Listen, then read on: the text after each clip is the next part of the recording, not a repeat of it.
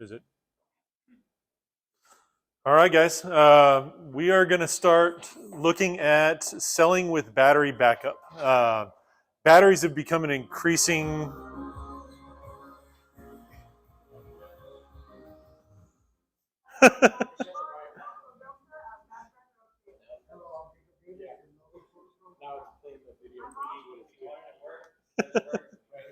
I got you. I turned it off. You're good.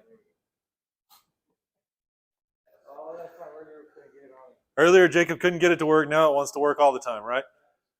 All right, so we're going to dig a little bit deeper. We've been talking a lot about just getting the bill, kind of getting started. Now we're going to get into a little bit more of the nitty gritty.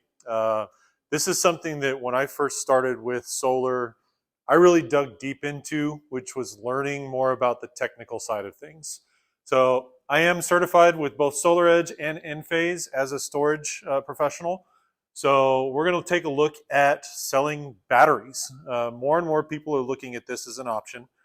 Why do homeowners want backup? So there's a number of different reasons.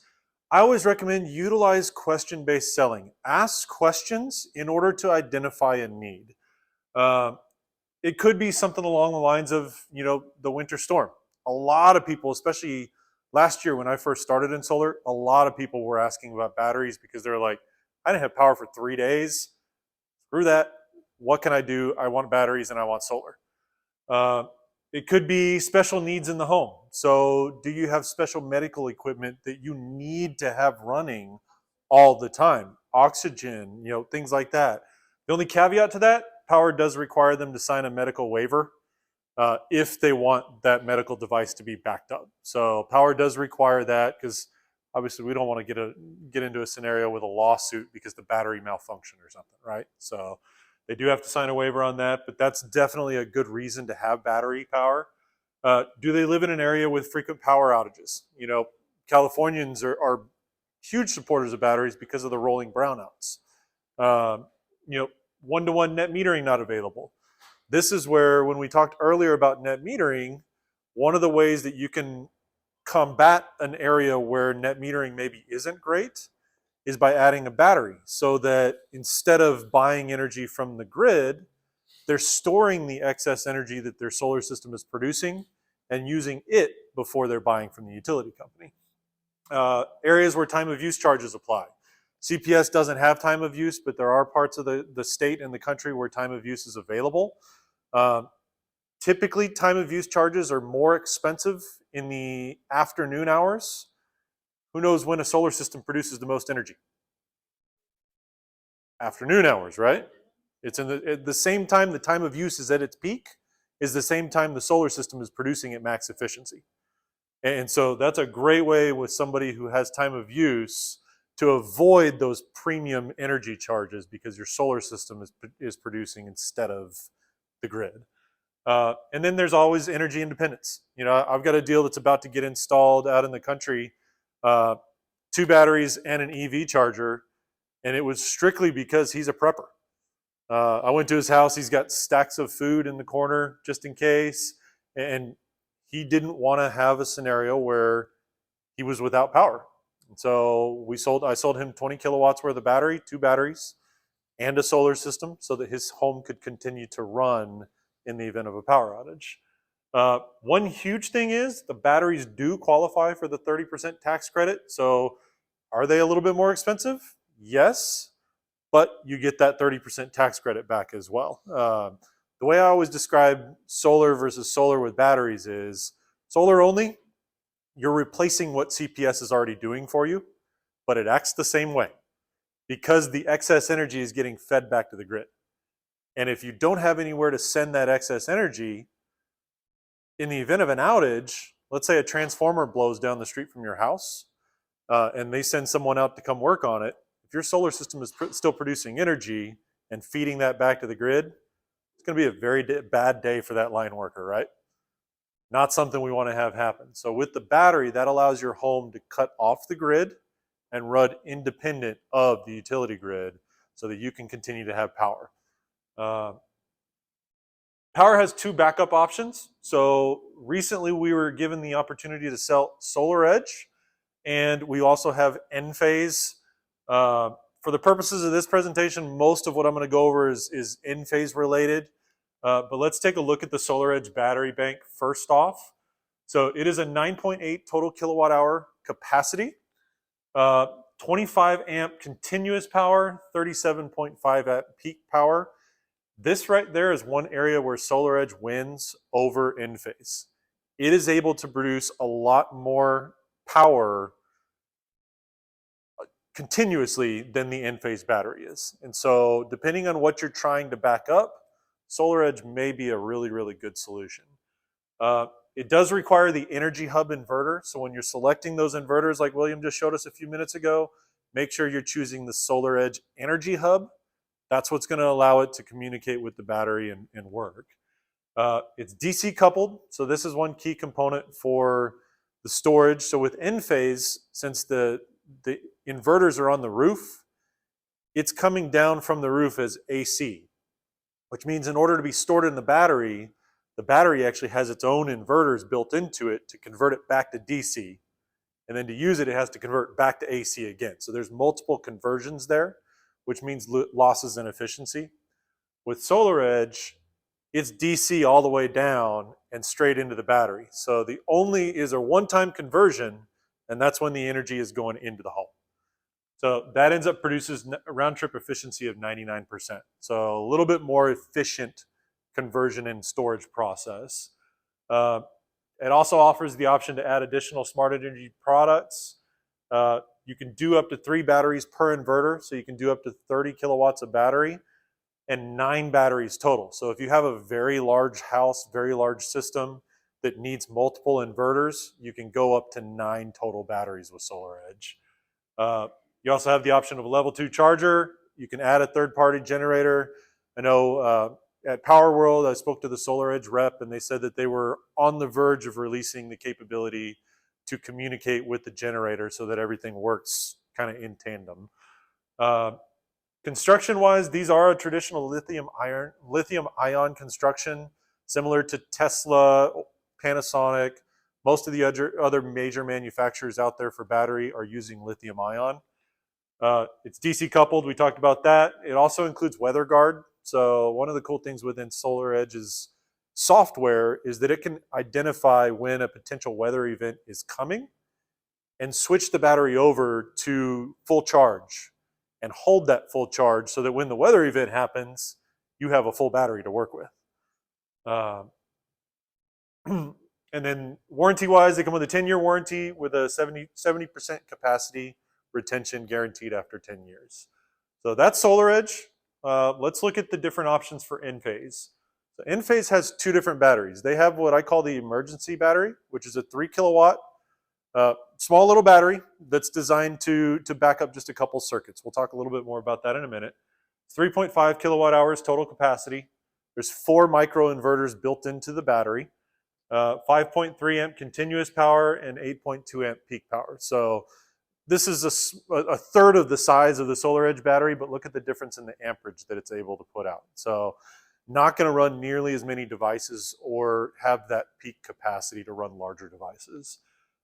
It does require the Inphase Empower Smart Switch. When you add the battery in your solo proposal, it already includes a smart switch, so you don't have to worry about that. It's an AC coupled solution. We talked about that a minute ago. But here's the difference in efficiency. So the Inphase batteries are 89% round trip. So you lose 10% of the energy because of that multiple conversion process. So you lose a little bit. Here's one key, and this is one key selling point that I focus on every time I'm selling batteries, and that's the chemical makeup of the Inphase battery. The Inphase battery is lithium iron phosphate, and the key difference to that is lithium iron is virtually not possible for it to have thermal runaway, whereas lithium ion, if you, let's say you have it mounted in your garage and you back into a lithium ion battery, there's a good chance that battery is going to explode and catch on fire. With this battery, it's virtually impossible. So the chances of fire or any kind of damage from thermal runaway is virtually zero with lithium iron phosphate. Maximum safety. It's passive cooling too. That's another cool component. So inside the lithium ion batteries, there are fans in order to keep it cool. The Inphase batteries don't require fans because they don't get as hot.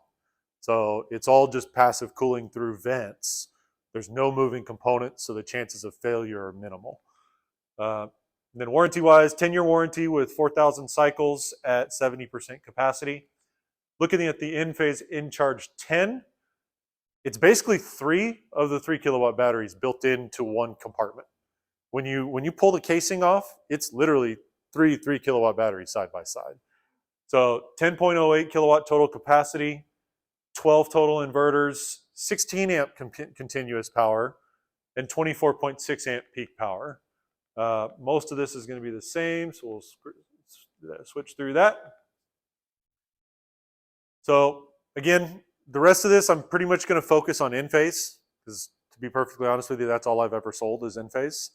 But so Inphase offers 4 different options as far as how you want to back up the home. So you've got solar only. That's going to give you the ability to save money, reduce your carbon footprint, and manage your system's performance through the app. But like we talked about earlier, it acts in conjunction with the grid. Grid goes down, so does your solar system. Next step up from that is sunlight backup. That's essentially adding the smart switch without a battery. Now, that does give you the ability to back up basic appliances with sunlight and seamlessly integrate an AC standby generator. So if you have someone who already has a generator for their home, it's a whole home generator, selling them sunlight only is a great option because that allows the generator and the solar to work together and communicate so that the generator doesn't have to run all day, all the time. But the generator kind of acts as a supplement to the solar generation.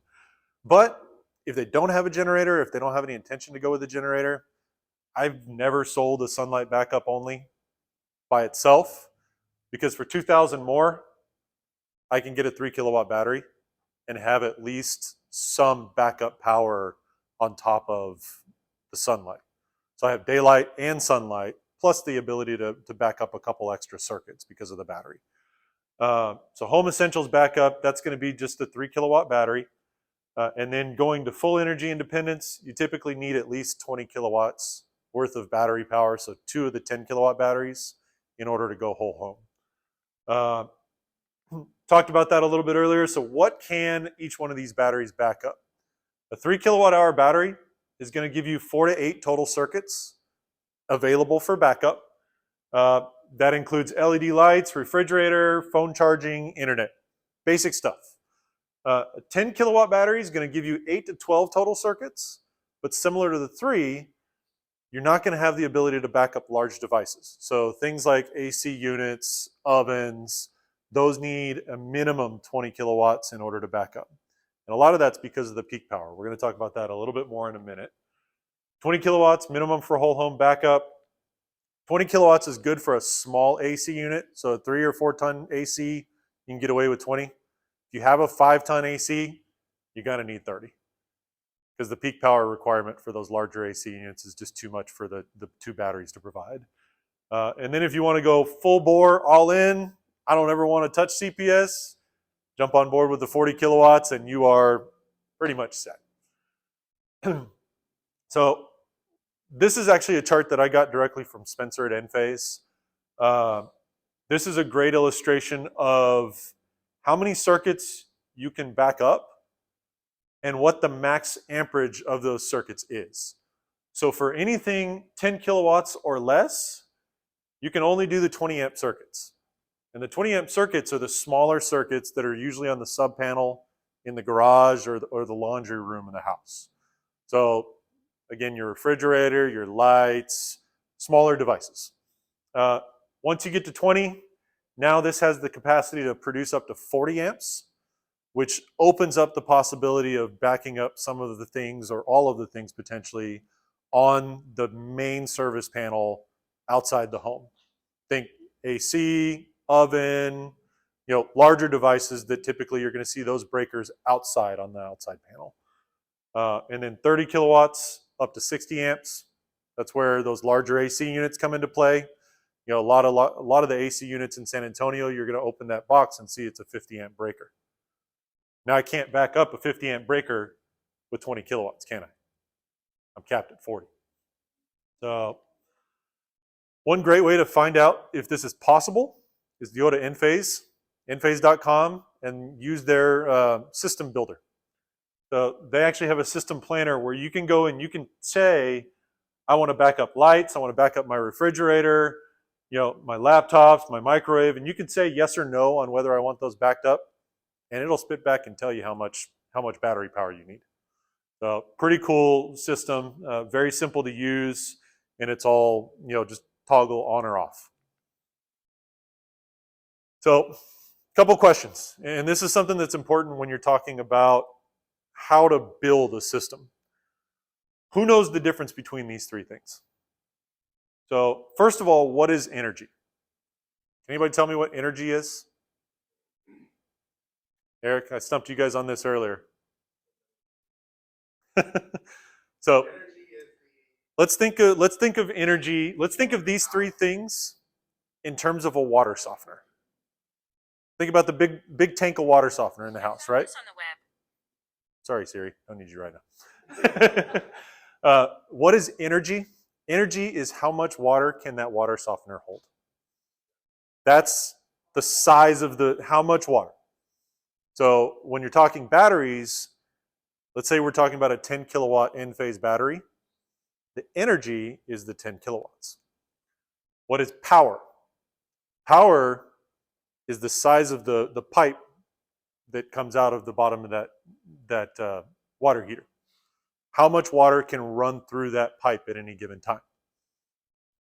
The surge is when you first turn on the faucet and you get a rush of water. That's kind of the way to think of that, and it's the same thing with batteries. Energy is how much storage capacity does the battery have? How much can it hold? Power is how much can it continually put out? And surge is how much can it give you for the first 10 seconds after a device is turned on. So who's been in particularly an older home when, maybe in the evening you got a bunch of lights on and the AC unit kicks on and all the lights flicker? You ever notice that? Right? Do you know what that is? That's the surge caused by that AC unit kicking on. AC units require a lot of peak power or surge power to get that fan turning. And that's the biggest thing that you have to think about when you're designing the sizing of the battery. A single 10 kilowatt battery doesn't have the surge power to turn that AC unit. And that's why we can't back up an AC with a single 10 kilowatt. Because the continuous power will keep it running, but to start it, you need more power. So, battery sizing. This is a pretty cool calculation. Obviously, there's a lot of stuff on there. You start with how many kilowatt hours do I need for the devices that I want to back up? Now, if you're going whole home, it's very simple. How many kilowatt hours does the house use? Right? Broken down on a daily basis. Let's say you're using 800 kilowatt hours per month. Divided by 30 days, that's 42 kilowatt hours a day of total power generation that I need. But do I need to use the battery all day long? No, right? Because I've got solar power on the roof. So during daylight hours, I don't need the battery to be able to cover that. So I'm going to take that 42 kilowatt hours and divide it in half, which tells me that I need 21 daily kilowatt hours worth of battery energy storage to give me roughly 100% offset. So 10 kilowatts is going to give me 50% backup. 20 kilowatts is going to basically give me 100. So particularly if you're working in an off-grid scenario, you're probably going to turn a few extra lights off and not go crazy on the AC, right? So 20 kilowatts would be able to be enough in this scenario between sunlight during the day, battery at night, to give me 100% coverage on the house. Now this is just another way to calculate it. So let's say you had the annual kilowatt hours. Divide that by 365 days, you'd be able to, that's roughly 90 kilowatt hours a day. One thing Spencer mentioned on this when I was watching his training on this slide though, The key here, particularly in Texas, we have a very large spread of energy consumption throughout the year. So if your goal is to back up at 100% in the summer, are you going to design the system the same way as if your goal was to back up 100% in the winter? No, right? In the summer, you're going to need a whole lot more power than you need in April when we're really not running AC or heater or anything like that. So target the highest consumption timeframes, and those are the times that you need to figure how much consumption you're using. So basic sizing in terms of power. Remember we talked about power before? Each 10 kilowatt battery can give me 20 amps. So 4 to 6 circuits, 4 to 6, 15 to 20 amp circuits. That's typically what you're going to be able to back up with one 10 kilowatt batteries. A 20 kilowatt system, you're going to also be able to add those 30 and 40 amp circuits, so the larger devices. Larger than 40 in that scenario, we'd either have to set it up as what they call load shed, which means that that's going to be taken away from that whole home backup, or again, add another battery. So power table, this is a cool little table that kind of illustrates exactly how much amperage you're able to get. Probably a good one if you wanted to take a screenshot of that. That way, if you are building a battery, you know how much you're dealing with. And when you go out, like depending on what the customer wants backed up, you can know right away whether you're going to be able to back it up by going out and just looking at the breaker. If they want their AC backed up, say, hey, I have to have my AC backed up or I'm not doing it at all. What am I going to do? Be like, cool, where's your breaker box? Let's go check it together, see how much you need. And I'm going to go open it up. Oh, you got a 50 amp breaker. We need at least 3 batteries. If you want to back up the battery, the AC unit, you need at least 3 batteries. So lastly is the battery checklist. So when you're doing a battery deal, there's additional paperwork within that DocuSign document that you have to fill out with the customer. So first of all, it's going to be whole home backup or partial home backup. If you're doing a 3 kilowatt battery or 10 kilowatt battery, that's always going to default to partial home backup. If you're going 20 kilowatt, you have the option of going whole home or again, partial home. Page 2 of this is really the most important one, and this is something that you want to involve your client in. Because you as the consultant, particularly if you're a tier 2 or a tier 3 and doing the paperwork on your own, you're filling this out for the client. So you want to be having a conversation with them about this. And you're going to go down the list. Mr. Client, is your refrigerator a must-have, a nice-to-have, or not needed when it comes to battery backup? 99% of customers, it's a must-have. It's the most important thing. I don't want to lose my food. That's why I'm getting a battery, right? Microwave, must-have, nice-to-have, or not needed? Maybe either way. It depends on the battery that I'm getting. If I'm getting a 10 kilowatt battery, I'm probably going to say it's a must-have because my food's going to be cold. I want to have a way to make it hot. I know I'm not going to be able to back up my oven. So if I have my microwave, I'm at least able to cook some food, right? Wi-Fi, that's a must-have for me. I've got a 5-year-old and a 7-year-old, and I need something to entertain them because we're already going to be hunkered down.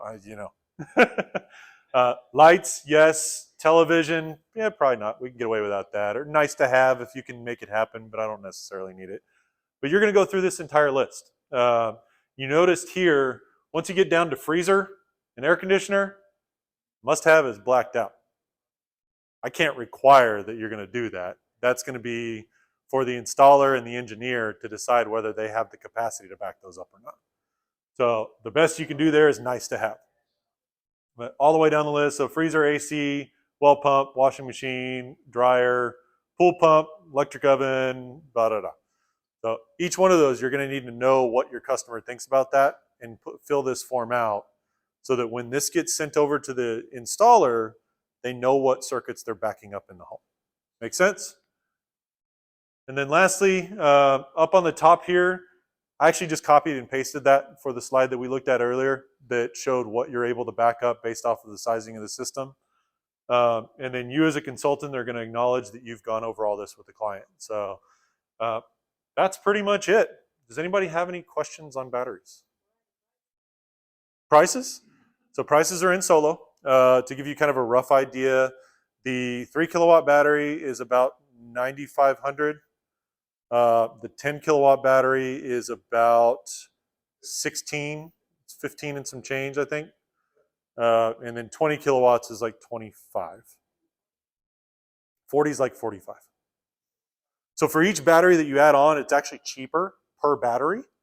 And the reason for that is that a lot of the cost, so number one, you're only buying one smart switch. So whether you do sunlight only, which is 7,500, the 3 kilowatt battery, which is 9,500, it's that $2,000 difference and why I don't ever sell sunlight only. So 7,500 for the smart switch, and then the batteries on top of that. So it gets cheaper per battery the more you go, but obviously there's still pretty significant cost with some of those batteries. So, any other questions? All right. Well, if you didn't get it earlier, there you go again. Good job. All righty.